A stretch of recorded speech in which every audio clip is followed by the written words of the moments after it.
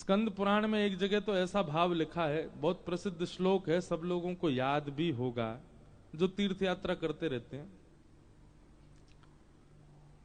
अन्य क्षेत्रे कृतम पापम पुण्य क्षेत्रे विनश्यति।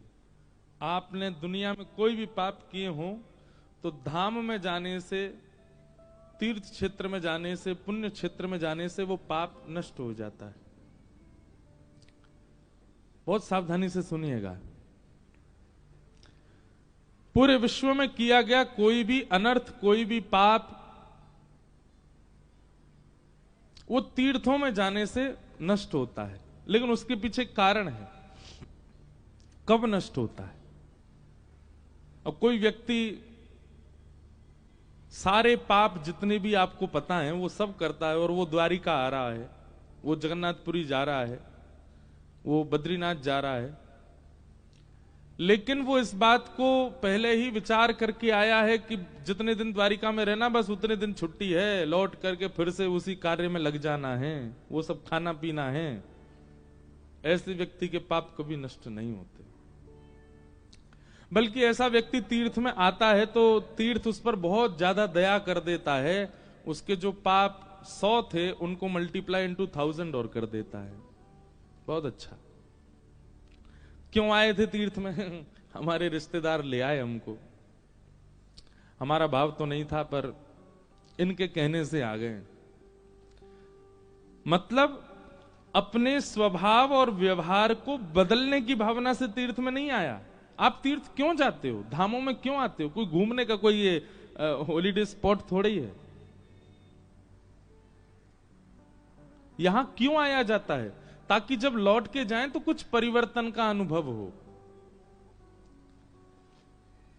कई लोग तो केवल मांगने के लिए जाते हैं। ठाकुर जी को, हे द्वारिकाधीश, बड़े बड़े बिलियनियरों के बीच में बैठे हो आप, यहां से आगे ओखा में जाओ तो वहां बहुत बड़ी फैक्ट्री लगी हुई है नमक की, टाटा सॉल्ट और जाने क्या आगे सब है। इस तरफ जाओ तो जामनगर में बड़ी बड़ी फैक्ट्री, बड़े भारत के श्रेष्ठतम मिलीनियर हैं दोनों तरफ, बीच में द्वारिकाधीश। वैसे मिलीनियर, बिलीनियर और उससे ऊपर जो भी होता हो वो हैं तो केवल द्वारिकाधीश ही। उनके छींटा पड़ गए हैं लोगों पे तो वो सब भी बनते जा रहे हैं। तो कई लोग तो इसीलिए आते हैं, बोले भैया इनकी शरण में आने वाले धनवान हो जाते हैं, चलो द्वारिकाधीश का दर्शन करने चले। सुदामा जी पर भी कृपा कर दी। ऐसे सुदामा जी आए और महाराज कृपा, जैसी ठाकुर जी ने उनकी ओर दृष्टिपात किया तो ऐसी कृपा करी कि द्वारिका जैसा नगर बन गया। इन सब भावनाओं से आने वाले व्यक्ति वो तामसी भक्त माने जाते हैं। ठाकुर जी उनके लिए दूर रहते। आज हमसे कोई इंटरव्यू में कुछ पूछ रहा था, भाव तो उसका कुछ और था, पर हमारा ऐसा मानना है कि हमको ठाकुर जी मूर्तिमंती क्यों दिखते हैं? ना हाथ हिलाते, ना पैर हिलाते, ना मुख हिलाते, ना नेत्र चमकाते, क्यों? ठाकुर जी ऐसे क्यों रहते हैं? ये स्टैचू मोड में क्यों रहते हैं ठाकुर जी? फ्रीज क्यों हो गए हमको देख करके? कई बार हमें जो व्यक्ति प्रिय नहीं होता और उसका आगमन उस सभा में हो जाए जहां हम बैठे हैं तो हम क्या करते हैं? फोन खोल लेंगे या अपना ध्यान कहीं और लगाएंगे, उसकी तरफ देखना ना पड़े, नहीं तो बात करनी पड़ेगी, इससे व्यवहार ना करना पड़े तो फिर हम या तो उठ के चले जाते हैं या बिल्कुल ऐसे स्थिति में आ जाते हैं कि इससे हम तो क्या करते हैं, हम अपना बताएं। वैसे हमारा ऐसा भाव नहीं, बात तो सबसे करते हैं, पर फिर भी कई बार ऐसे कुतर्की लोग आते हैं कि उनसे बात करने का मन नहीं होता। तो संघ वालों से कहते हैं इनसे कह दो महाराज जी मौन है, बोलेंगे ही नहीं, और पूछते रहो तुम कुछ भी। कथा से पहले और बाद में तो रहते ही हैं, पर ऐसे कोई असमय में कोई व्यक्ति कुतर्की आ जाता है ना, तो फिर उसके लिए हम जबरदस्ती मौन हो जाते हैं। मौन है, अभी बोलेंगे नहीं। क्या उसको कुछ उत्तर देने से अपनी ऊर्जा और जाती है। तो एक मानव का स्वभाव है कि कोई अप्रिय व्यक्ति सामने आने पर वो अपने आप को कहीं और व्यस्त दिखाता है। कहीं ना कहीं ठाकुर जी के दर्शन में अगर आपको केवल मूर्तिमंतता का दर्शन हो रहा है कि वो केवल स्थिर खड़े हैं, तो ठाकुर जी आपसे प्रसन्न नहीं है, इसलिए आपको अपने आप को व्यस्त दिखा रहे हैं कि हम तो मूर्तिमंत हैं, हम ना हिलेंगे ना डुलेंगे ना कोई क्रिया, कुछ नहीं कर रहे हैं। हर बार के दर्शन में एक अनुभव होना चाहिए। आज सुबह मंगला दर्शन किए, ध्वजा जी का, जब हमारे बंग परिवार की ओर से आज ध्वजा जी थी ठाकुर जी की सुबह की, कैसे लग रहे थे लाल जी? जैसी देखने गए तो आज राजा ध्वज नहीं लग रहे थे, आज ऐसी लग रहे ये ब्रज के लाला हैं हमारे, सौल ओढ़ करके बढ़िया बिल्कुल कंबल में लपेट के, मुखमंडल दिख रहा है बस। पीत रजाई दूर दे मुखते, छाड़ दे अलसई है। ये पद मन में आया जैसी द्वारिकाधीश को देखा। क्या भाव है? यशोदा मैया कह रही हैं, लाला इतना आलस काय को कर रहा है? पीत रजाई दूर दे मुखते, पीत रजैया अपनी दूर कर दे लाला, सब होता है। तो इसका मतलब यह है कि ठाकुर जी आपके लिए मूर्तिमंत नहीं है, आपको एक लीला का दर्शन करा रहे हैं। ठाकुर जी का मुकुट देख करके, माला देख करके, पोशाक देख करके, मसनद देख करके, किसी भी स्थिति को कोई लीला आपके चित्त में आती है, यह दर्शन का स्वरूप है।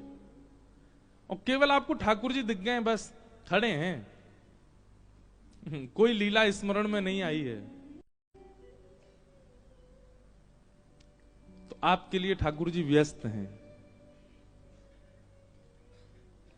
लीला चिंतन होना चाहिए, लीला अनुभव होना चाहिए। तो बात हम क्या कर रहे थे, पर कहां से कहां चले जाते हैं। शास्त्र आज्ञा करते हैं कि पूरी दुनिया में किए गए पाप तीर्थों में जाने से नष्ट हो जाते हैं। पर कब? जब तीर्थ में आप इस संकल्प से गए हो कि हे द्वारिकाधीश मैं आ रहा हूं आपके पास, आपके दर्शन के बाद नियम ले लूंगा, ये काम जो मैंने आज तक किया है ना इसको नहीं करूंगा, अब मैं अब त्याग दूंगा, तब तीर्थ आपके पापों को नष्ट करेगा। नहीं तो तीर्थ पे ऐसे तो फिर सारे चोरों की जमात लग जाएगी तीर्थों में, सारे गुंडों की जमात लग जाएगी, सब आते रहेंगे यहीं पे।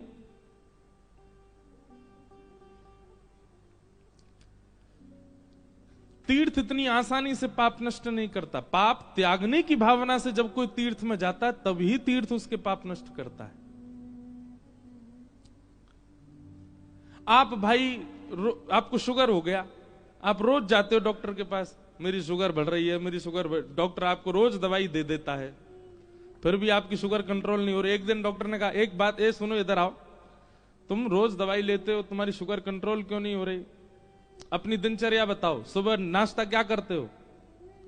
कुछ नहीं, बस कचौड़ी खाता हूं, साथ में 2 जलेबी, फिर आपने एक दवाई दी है वो खा लेता हूं, उसके बाद दोपहर में बढ़िया पूड़ी बनती है, बेड़ई बनती है, बढ़िया छोले की सब्जी बनती है, उसमें चावल डाल के और बढ़िया रसमलाई के साथ वो भी पा लेता हूं।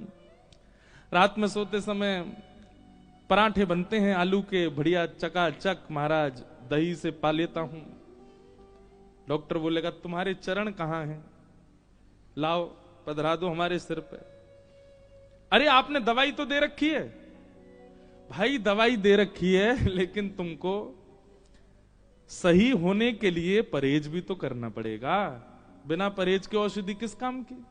ऐसे ही तीर्थों में घूम रहे हैं, दया द्वारिका पहुंच गए, कभी सोमनाथ पहुंच गए, कभी बद्रीनाथ चले गए, ओ जगन्नाथपुरी पहुंच गए, वृंदावन चले गए, पर अपने स्वभाव का परहेज नहीं कर रहे हैं।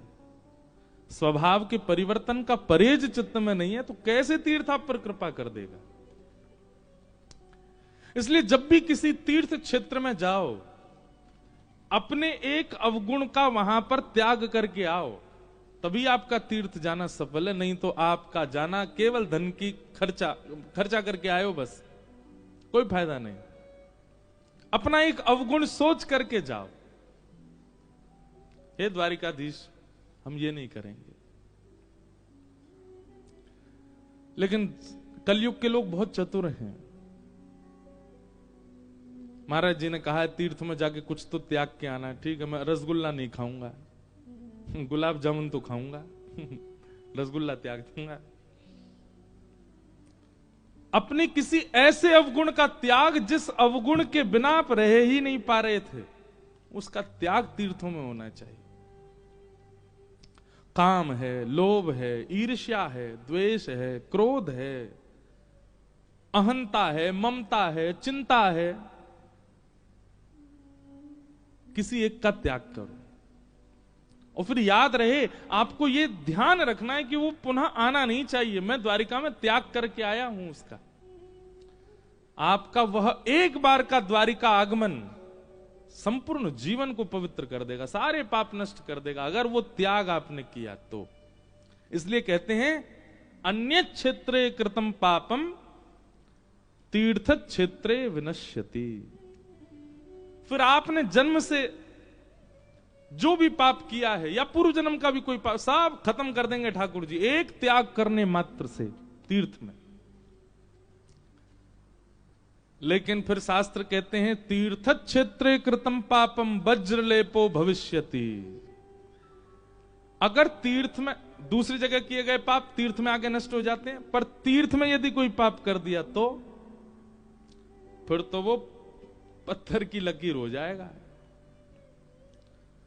वो किसी कारण से भी नष्ट नहीं हो सकता।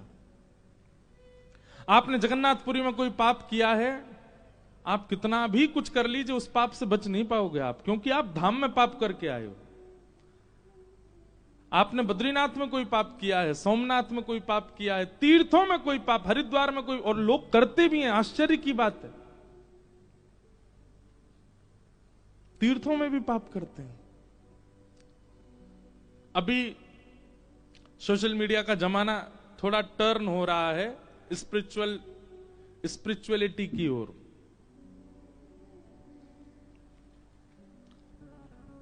चाहे वो वीडियो ब्लॉगर्स हों, चाहे वो इन्फ्लुएंसर्स हों, वो सब अब तीर्थों में जाना प्रारंभ कर रहे हैं, पर वहां जाकर के भी वही नियम अपना रहे हैं जो गोवा में अपनाते हैं, वही नियम अपना रहे हैं जो मनाली में अपनाते हैं, वही नियम अपना रहे हैं जो सिंगापुर में अपनाते हैं, जो स्विट्जरलैंड में अपनाते हैं।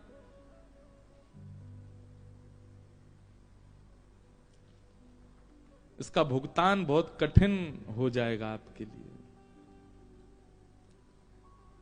इसलिए उनसे मेरी प्रार्थना कि तीर्थों में तो कम से कम तीर्थ के नियम के, और एक और बात सुनिए, किसी भी तीर्थ में जाने से पहले उस तीर्थ का महात्म्य जरूर सुना कीजिए।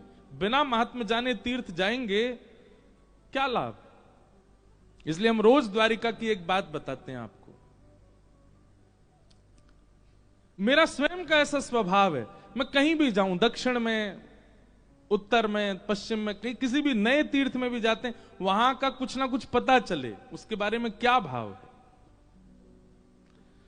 तो अन्य क्षेत्रे कृतम पापम तीर्थ क्षेत्रे विनश्यति, पर तीर्थ क्षेत्रे कृतम पापम वज्रलेपो भविष्यति। तीर्थ क्षेत्र में किया गया पाप वज्रलेप हो जाता है, परंतु स्कंद पुराण कहती है पूरे भारत के किसी भी तीर्थ में आपने कोई पाप किया हो, उस पाप की निवृत्ति केवल द्वारिका में हो सकती है। द्वारिका में, तीर्थों में किए गए पाप भी द्वारिका।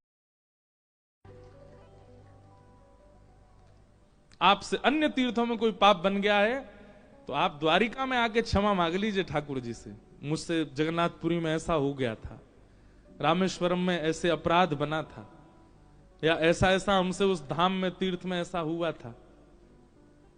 आप द्वारिका में आकर के उसका प्रायश्चित करते हैं, ठाकुर जी से क्षमा मांगते हैं और पुनः ना करने का संकल्प लेते हैं। गोमती सागर में एक डुबकी लगा करके द्वारिकाधीश को प्रणाम करो, आपके तीर्थों के पाप भी नष्ट हो जाते हैं। स्कंद पुराण में फिर आगे आता है, अगर किसी व्यक्ति ने द्वारिका में ही पाप किया हो तो अन्य क्षेत्रों का तीर्थ में नष्ट होगा, तीर्थ क्षेत्रों का पाप द्वारिका में नष्ट होगा, और किसी ने द्वारिका में ही पाप कर दिया हो तो उसके बारे में लिखा है द्वारिका में किया गया पाप द्वारिका में ही नष्ट होगा, द्वारिका ही उसको मुक्त करेगा। जो समस्त तीर्थों के पाप नष्ट करने की सामर्थ्य रखता है वो द्वारिका के पापों को भी नष्ट करेगा। पर स्वाभाविक पाप नहीं होना चाहिए। स्वाभाविक पाप किसको कहते हैं? जानबूझ करके किया गया, जानते हुए भी किया गया, किसी आचार्य के द्वारा, कथा के द्वारा, सत्संग के द्वारा बताने पर, सावधान करने पर भी किया गया, उसको स्वाभाविक पाप कहते हैं। वो स्वाभाविक पाप यदि द्वारिका में भी आप करेंगे तो फिर कहां जाओगे ये तो भगवान ही जाने। इसलिए द्वारिका में बहुत प्रसन्न रहिए, यहां समस्त पाप नष्ट होते हैं, पर यहां कोई अपराध, कोई पाप, कोई दुष्क्रिया हमसे न बन जाए, इसका बहुत ध्यान रखिएगा। बहुत दयालु, बड़े कृपालु हैं श्री द्वारिकाधीश। और ये अवसर 7 दिन कथा कराने का, 7 दिन एक जगह रहने का, नित्य द्वारिकाधीश दर्शन करने का, ये अवसर उनकी इच्छा से प्राप्त हुआ। इस अवसर का भरपूर प्रयोग कीजिए, कोई पाप ना बने। और द्वारिका में कोई पाप बन जाए तो गोमती सागर में जरूर स्नान कर लीजिए। यह गोमती सागर संगम है, समुद्र में स्नान करने की अनुमति नहीं है यहां पर। क्यों? क्योंकि यहां का जो समुद्र है वो कहीं भी गड्ढा है, कहीं भी पत्थर हैं, तो कहीं आप बुका ना जाओ, कहीं अंतर ध्यान ना हो जाओ। इसलिए यहाँ के समुद्र में स्नान करने का नियम नहीं। आगे शायद कहीं बन गया हो तो बात अलग है। ये जो दिख रहे हैं ये गोमती सागर है, सुदामा सेतु के आगे। और उसका भी नियम है, जब ज्वार भाटा आता तभी जल बढ़ता है वहां पर, तभी स्नान करो गोमती सागर। और वहीं चक्र मिल जाए अगर, गोमती चक्र भीतर, उनको अपने शालिग्राम जी के साथ विराजमान कर दो। तो क्या समझ में आई बात? सारी दुनिया में किए गए पाप तीर्थों में नष्ट होते हैं, तीर्थों में किए गए पाप द्वारिका में नष्ट होते हैं, और द्वारिका में किया गया पाप गोमती सागर में स्नान करने से नष्ट हो जाता है। और फिर गोमती सागर में भी किसी ने अगर पाप कर दिया तो फिर तैरते तैरते आगे चले जाओ, वहीं डूब जाओ। इसके अलावा और कोई उपाय नहीं है फिर। अब इसके बाद और क्या बताया आपको? बोलो द्वारिकाधीश की जय।